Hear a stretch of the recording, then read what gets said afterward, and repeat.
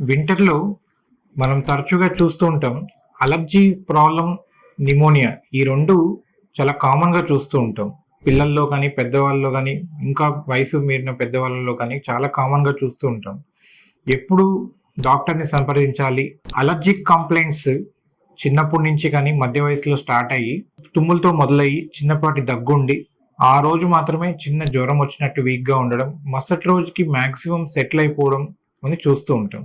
లేదు అంటే 1, 2 రోజులు మాత్రమే ఇబ్బందుంటుంది.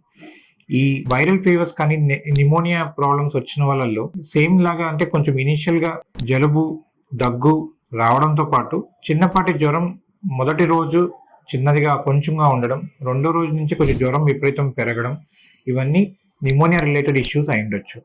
ఎప్పుడు మనం వరీ అవ్వాలి, వెంటనే హాస్పిటల్‌కి వెళ్ళాల్సొస్తుంది అంటే, ఆకలి పూర్తిగా మందగించడం, బాగా ఎక్స్‌ట్రీమ్ వీక్‌నెస్ ఉండడం, దగ్గు చిన్నపాటి మెడిసిన్స్, రెమెడీస్ తీసుకున్నా తగ్గకుండా పోవడం, జ్వరం విపరీతమైన రావడం, ఇవన్నీ వస్తూ ఉంటే వెంటనే హాస్పిటల్‌కి రావాల్సొస్తుంది. Thank you.